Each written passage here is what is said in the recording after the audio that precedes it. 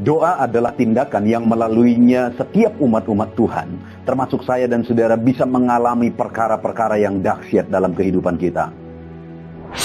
Dengan hidup berdoa, saudara, maka Allah akan melakukan perkara-perkara yang lebih dari apa yang kita pikirkan dalam kehidupan kita.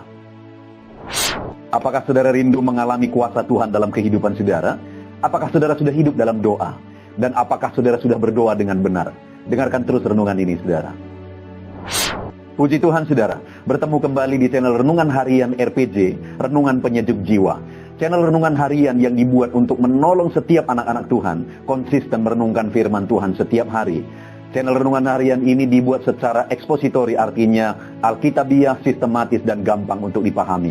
Apakah saudara rindu mendapatkan seri renungan baru setiap hari dari channel renungan ini? Kalau saudara rindu, lihat layar saudara. Kalau tanda subscribe masih berwarna merah, silakan ditekan dan tekan juga tanda loncengnya.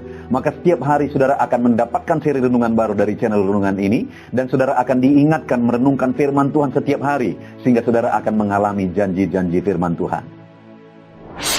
Puji Tuhan, saudara, video ini adalah video pertama, di mana topik yang akan kita renungkan dalam video ini adalah topik tentang doa yang dijawab oleh Tuhan.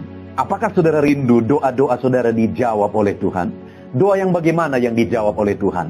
Dalam 3 seri video ini, saudara, kita akan belajar ciri-ciri doa yang dijawab oleh Tuhan. Dengarkan terus renungan ini, saudara. Namun sebelumnya kita akan mendengarkan sebuah lagu penyembahan yang akan memberkati kita semua. Selamat mendengarkan.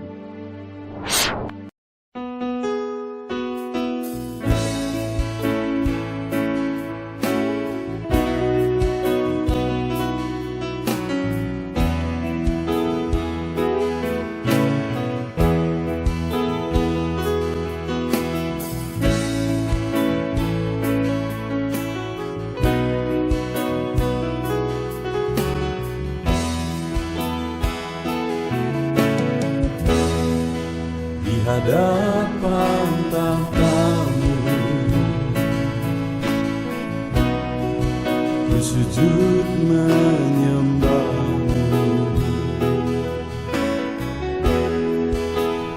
ku beri hormat, ku beri syukur bagi kemuliaan-Mu.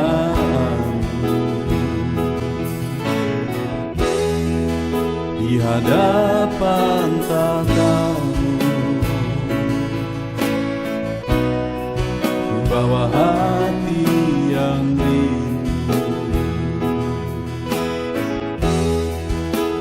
penuhilah, puaskanlah dengan Roh-Mu yang kudus.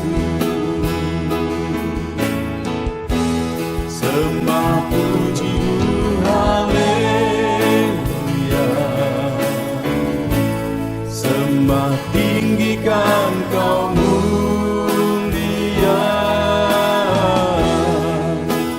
ku beri hormat, ku beri syukur bagi kemuliaan-Mu.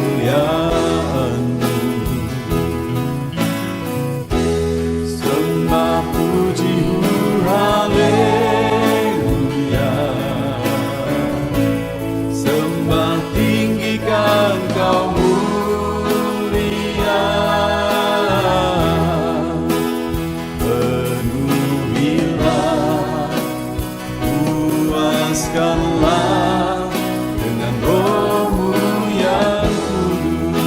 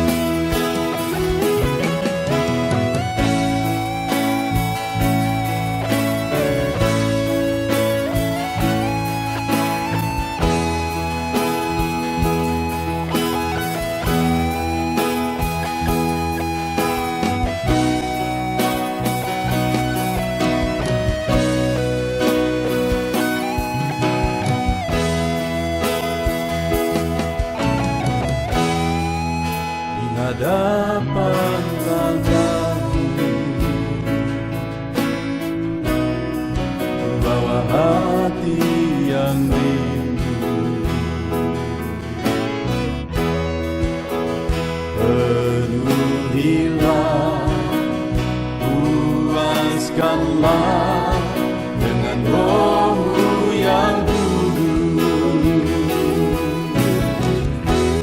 Sembah puji-Mu, haleluya. Sembah tinggikan Kau mulia.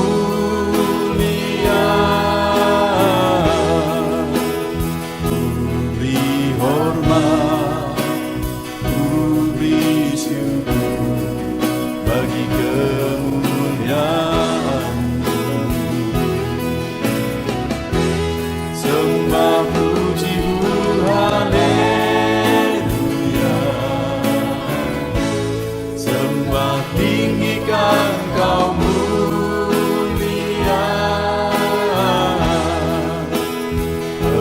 Penuhilah, puaskanlah dengan roh-Mu yang kudus. Sembah puji-Mu, haleluya.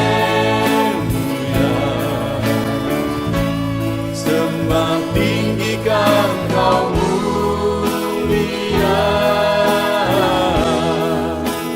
Ku beri hormat, ku beri syukur bagi kemuliaan-Mu. Sembah puji-Mu, haleluya.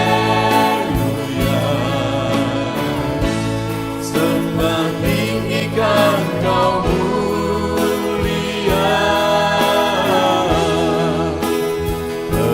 Penuhilah, puaskanlah dengan roh-Mu yang kudus. Penuhilah, puaskanlah dengan roh-Mu yang kudus.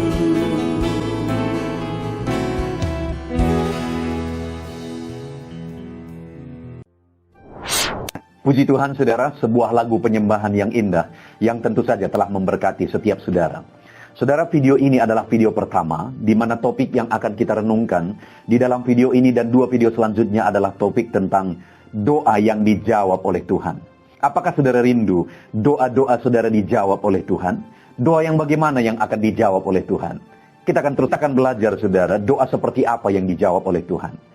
Adapun teks firman Tuhan yang akan menjadi dasar bagi kita untuk merenungkan topik ini adalah dari Kisah Rasul pasal yang ke-10 ayat 1 sampai ayat yang ke-4. Saya akan baca bagi saudara. Di Kaisarea ada seorang yang bernama Cornelius, seorang pasukan yang disebut pasukan Italia.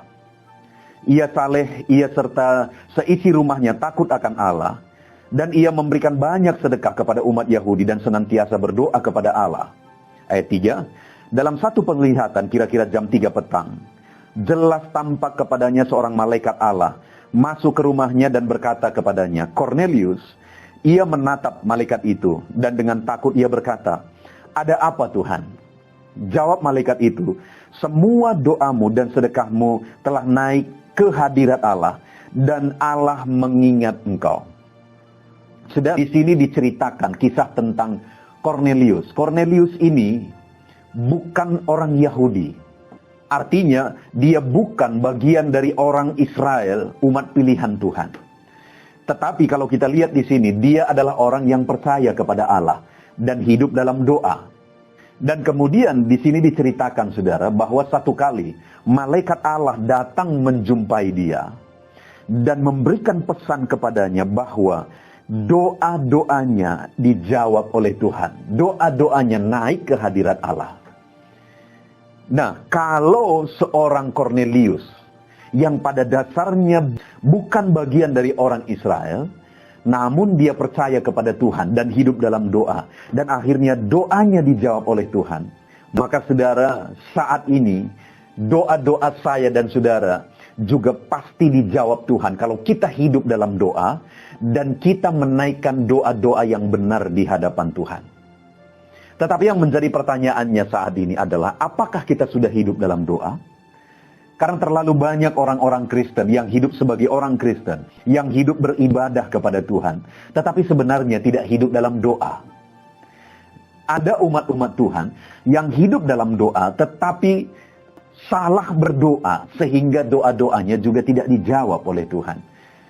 Nah, saudara, kita akan melihat doa yang seperti apa yang dinaikkan oleh Kornelius kepada Tuhan, sehingga doanya itu naik di hadirat Allah, dan doanya itu dijawab oleh Tuhan, sampai secara khusus malaikat Allah datang kepada dia untuk mengatakan bahwa doanya dijawab oleh Tuhan.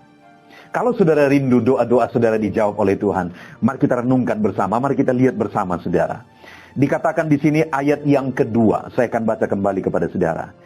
Ia saleh, ia serta seisi rumahnya takut akan Allah, dan ia memberi banyak sedekah kepada umat Yahudi dan senantiasa berdoa kepada Allah. Jadi di sini dikatakan, saudara, bahwa dia orang yang hidup berdoa kepada Allah. Dan di ayat 4 tadi juga dikatakan bahwa semua doamu, untuk menyatakan bahwa dia hidup dalam doa. Tetapi sekali lagi yang menjadi pertanyaannya, doa yang bagaimana yang dinaikkan oleh Kornelius sehingga doanya dijawab oleh Tuhan? Ya, di video pertama ini, saudara, kita akan belajar ciri doa Kornelius yang pertama sehingga doanya dijawab oleh Tuhan, dan ciri selanjutnya kita akan belajar di video kedua dan video ketiga nanti, saudara. Dikatakan sekali lagi bahwa dia hidup dalam doa, dan kemudian ayat kedua tadi dikatakan ia saleh, ia serta seisi rumahnya takut akan Allah. Yang saya lihat di sini, saudara, bahwa Kornelius bukan saja hidup dalam doa, tetapi doa-doa yang dia naikkan adalah doa-doa yang disertai hidup benar, hidup saleh.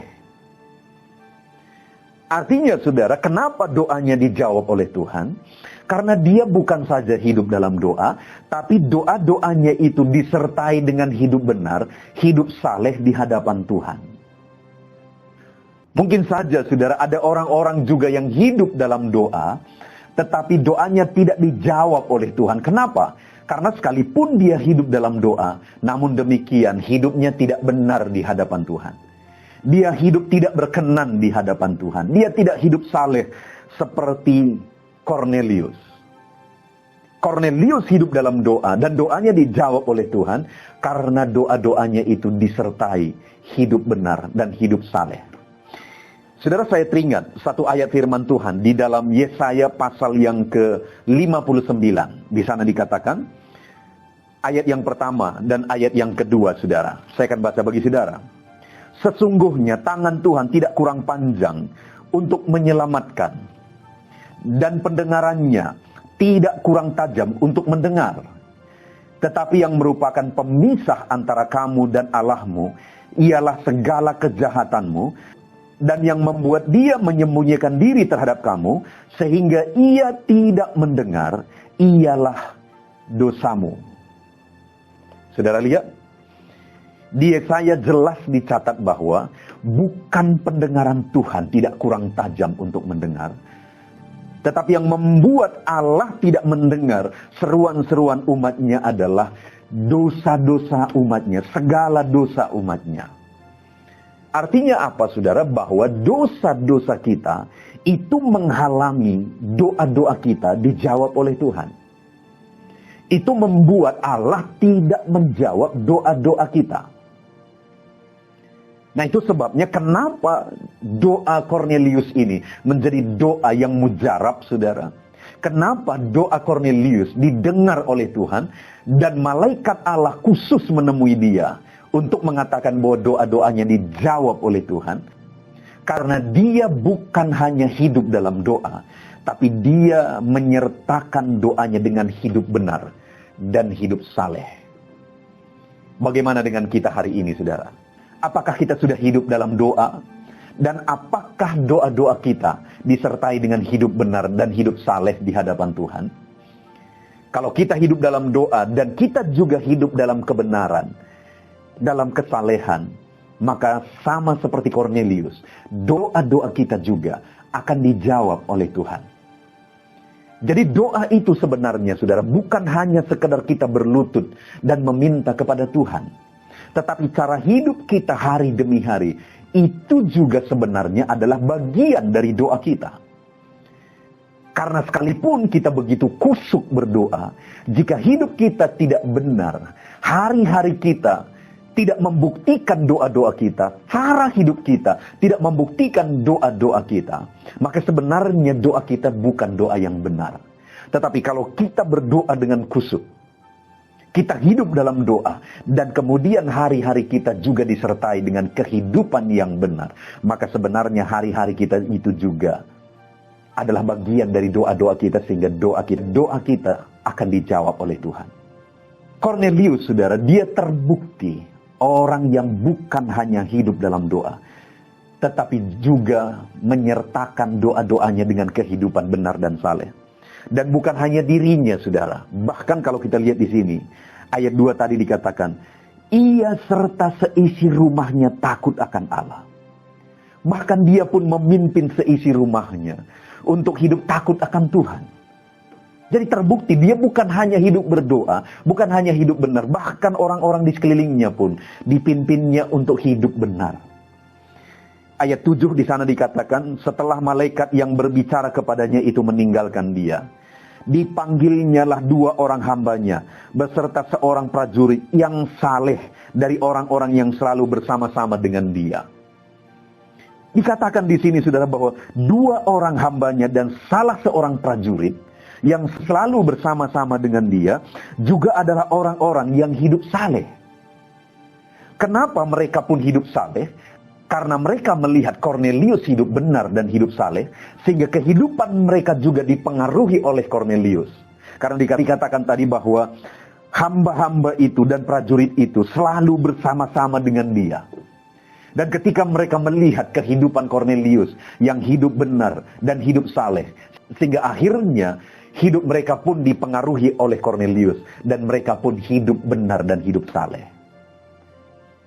Dan singkat cerita, saudara, kalau saudara baca nanti ayat-ayat ini, Tuhan juga berpesan kepada Petrus, supaya Petrus menemui Kornelius untuk memberitakan kebenaran kepada dia. Dan singkat cerita, saudara, akhirnya Petrus yang atas pesan Tuhan datang kepada Kornelius untuk menyampaikan kebenaran kepada dia. Sebelum Petrus sampai ke rumah Kornelius, lihat saudara ayat yang ke-24. Dan pada hari berikutnya sampailah mereka di Kaisarea. Kornelius sedang menantikan mereka, dan ia telah memanggil sanak saudaranya dan sahabat-sahabatnya berkumpul. Jadi Kornelius ini memang orang-orang yang benar-benar hidup dalam kebenaran, dan dia rindu mempengaruhi orang sekelilingnya untuk hidup dalam kebenaran. Sehingga waktu itu dalam penantian Petrus datang ke rumahnya, saudara, dia sudah mengumpulkan semua saudara-saudaranya, bahkan sahabat-sahabatnya, untuk mendengarkan Petrus. Dan singkat cerita, selesai Petrus memberitakan firman kepada mereka, akhirnya mereka mengalami Tuhan, bahkan Roh Kudus menjamah mereka semua. Itu terjadi kenapa, saudara? Karena sekali lagi ada seorang Kornelius yang hidup dalam doa, dan bukan hanya hidup dalam doa, tapi dia hidup dalam kesalehan, sehingga melalui hidup benar dan hidup saleh, dia mempengaruhi orang-orang di sekelilingnya, keluarganya, hamba-hambanya, prajurit-prajuritnya, bahkan sahabat-sahabatnya, untuk semuanya hidup benar. Jadi wajar kalau waktu itu, saudara, malaikat Allah secara khusus menemui dia untuk mengatakan bahwa doanya dijawab oleh Tuhan. Saudara, yang menjadi pertanyaannya saat ini, apakah saya dan saudara sudah hidup dalam doa? Dan apakah cara kehidupan kita sesuai dengan doa-doa kita? Artinya apa? Kita menyertakan doa-doa kita dengan kehidupan kita yang benar dan saleh dalam kehidupan kita sehari-hari. Terlalu banyak orang-orang Kristen, saudara, yang mungkin hidup kusuk berdoa, yang mereka mungkin kuat dalam berdoa, saudara, tetapi hidup mereka tidak menjadi contoh. Mereka tidak hidup benar, tidak hidup menjadi teladan, tidak hidup menjadi saksi kepada orang lain. Terlalu banyak orang Kristen yang hidup mereka menjadi batu sandungan. Bagaimana Tuhan menjawab doa-doa yang orang itu sendiri tidak hidup benar. Sekali lagi firman Allah dalam Yesaya tadi mengatakan bahwa dosamu yang menghalangi jawaban Tuhan. Dosa kitalah yang membuat Tuhan terhalang untuk menjawab kita. Karena pendengarannya tidak kurang tajam untuk mendengarkan doa-doa kita. Saudara, mari kita koreksi ke dalam kehidupan kita pribadi lepas pribadi. Mari kita lihat ke dalam kehidupan kita semua. Apakah kita sudah hidup dalam doa? Dan apakah kita sudah hidup dalam kebenaran? Karena kalau kita hidup dalam doa tanpa hidup benar, maka sebenarnya doa-doa kita itu adalah sia-sia di hadapan Tuhan. Karena Tuhan, dosa-dosa kita itu sendirilah yang akan menghalangi doa-doa kita. Tetapi jika kita menjalani kehidupan kita dalam doa, dan di samping itu kita juga menjalani kehidupan kita dalam kebenaran dan kesalehan, maka doa yang disertai dengan hidup benar, doa yang disertai dengan hidup saleh, doa itu akan dijawab oleh Tuhan. Mari anak-anak Tuhan, di akhir video ini, saya mau menegaskan kepada setiap saudara. Apakah saudara rindu mengalami kuasa Tuhan bekerja dalam hidup saudara ketika saudara hidup dalam doa? Apakah saudara rindu Tuhan bekerja, mengerjakan perkara-perkara yang besar, lebih dari apa yang saudara doakan, lebih dari apa yang saudara pikirkan? Mari kita hidup dalam doa dan hidup dalam kebenaran. Saya percaya dalam kehidupan kita pribadi lepas pribadi, kita akan menyaksikan kuasa Tuhan yang dahsyat itu bekerja ketika kita hidup dalam doa dan kebenaran. Mari kita jalani hari-hari kita dengan hidup dalam doa dan dengan hidup dalam kebenaran. Alami kuasa Tuhan dalam kehidupan saudara dengan saudara hidup dalam doa dan kebenaran. Kita bersyukur buat firman Tuhan. Jika Cornelius bisa mengalami jawaban doa dengan hidup dalam kebenaran, maka saya percaya saudara juga akan mengalami jawaban doa ketika saudara hidup juga dalam kebenaran. Mari kita terima firman Tuhan dan menjadi pelaku firman Tuhan dalam kehidupan kita saudara. Mari kita berdoa. Terima kasih Bapa di sorga, saat ini kami sudah belajar firman-Mu. Kami rindu doa-doa kami dijawab, dan saat ini kami sudah belajar firman-Mu. Bagaimana supaya doa kami dijawab, kami harus hidup dalam doa dan juga hidup dalam kebenaran. Kami bersyukur buat firman-Mu, kami mau hidup dalam doa dan juga hidup dalam kebenaran dalam kehidupan kami. Kami terima firman-Mu dan kami mau menjadi pelaku firman Tuhan. Dalam nama Tuhan Yesus Kristus, kami berdoa. Amin. Saudara, tentunya renungan pendidik jiwa hari ini sudah menjadi berkat bagi setiap saudara yang menyaksikan. Mari kita terapkan firman Tuhan dan raih janji firman Tuhan dalam kehidupan kita sehari-hari. Dan jangan lupa saudara, perkembangan channel ini tidak terlepas dari partisipasi saudara untuk mensubscribe, like, mengkomen, dan men-share kepada lebih banyak orang. Terima kasih buat partisipasi saudara. Tuhan Yesus memberkati.